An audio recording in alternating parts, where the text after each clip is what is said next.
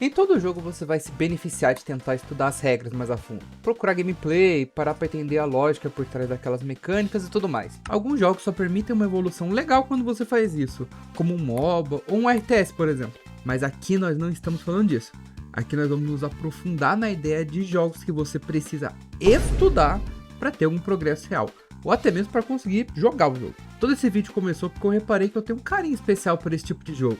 Talvez pelo fato de eu ser mecanicamente ruim em praticamente todos os jogos e precisar me garantir mais no cérebro do que nos dedos. Eu sei que acertar um no scope ou fazer um mega combo de ataques é algo legal, mas nada disso se compara à felicidade que eu sinto quando eu acerto um lugar no... Cara, é muito satisfatório você olhar para essa imagem e você conseguir dizer Singapura, Turquia, Canadá.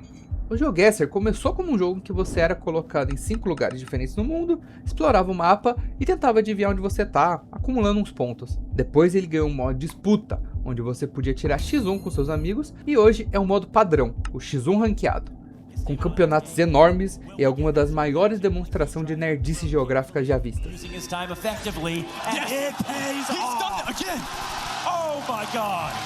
A base do jogo é estudar geografia. Vegetação, linguagem, população, padrões arquitetônicos e por aí vai.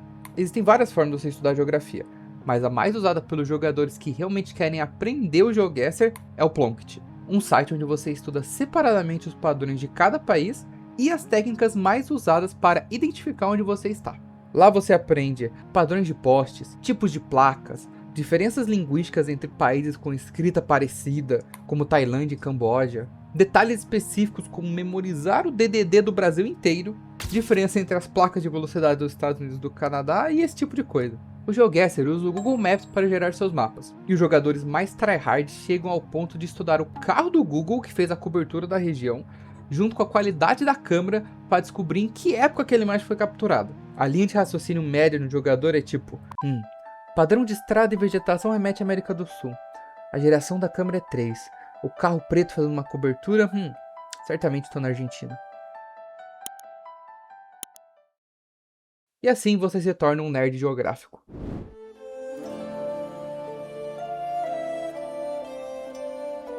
Eu tenho uma relação tóxica com esse jogo. Basicamente eu jogo sessões de 30 minutos, paro e depois de um tempo eu volto. Cara, olha a quantidade de informação que tem nesse jogo. Crusader Kings 3 é diferente dos simuladores medievais no geral. Aqui tu não vai construir uma vila, cuidar de um reino, cuidar da vida de um rei. Esse jogo é um simulador de dinastia. Não é sobre apenas cuidar do seu reino, é sobre cuidar de uma família real por gerações, enquanto outros reinados nascem e morrem ao seu lado. Tudo isso com personagens baseados nas figuras históricas da Idade Média. Aqui é o imperialismo na sua forma mais bruta possível.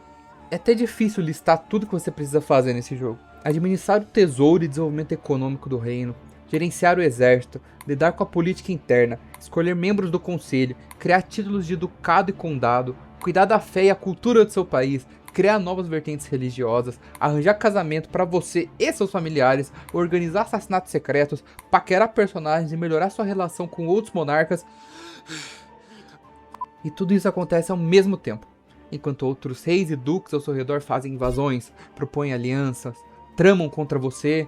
Cara, esse jogo é uma loucura de quantidade de informações que você tem que lidar, quantidade de coisas que você tem que ler, e você ainda tem que lidar com as diferenças de cada região.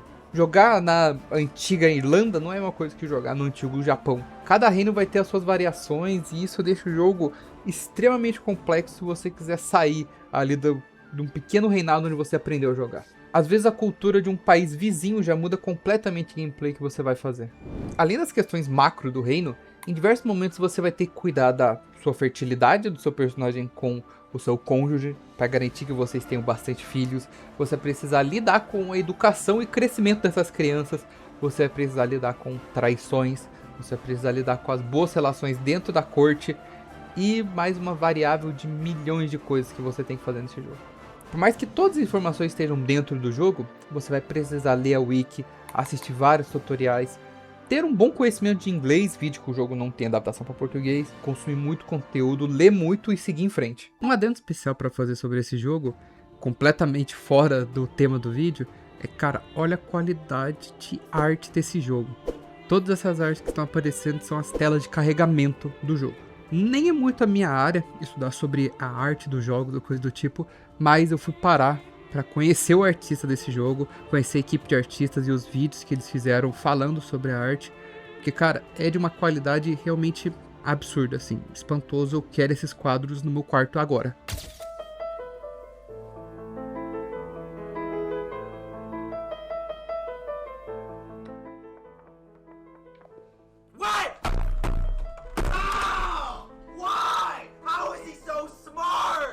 Nesse canal a gente não vai ficar preso só a jogos digitais. Jogos físicos são mais do que bem-vindos. E como deixar de lado um dos jogos mais antigos de todos? Com mais de 1000 anos de idade, temos o xadrez. Só entender algumas regras de algo relativamente complexo. Tomar de passagem, roque, afogamento. Além, é claro, dos padrões de movimento de cada uma das peças. E quando você começa a estudar as possibilidades de abertura, que são só as primeiras jogadas que você faz em cada jogo, só isso já rende livros e mais livros que ensinam você a jogar xadrez. E isso há centenas e centenas de anos. Como todos os outros jogos que apresentei até agora, você precisa mesclar os estudos com muitas partidas jogadas.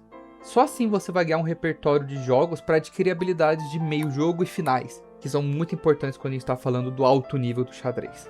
Tem um jogo que poderia entrar nessa lista, que é o Factorio. Mas eu prefiro colocar apenas jogos que eu já joguei e tentei entender minimamente. Factorio vai ficar provavelmente para uma lista futura de jogos que eu tenho medo de jogar, junto com jogos de terror e asset flips da Unreal. Mas é isso, espero que você tenha gostado. Deixa um like e me conta nos comentários qual foi a sua experiência com esse tipo de jogos.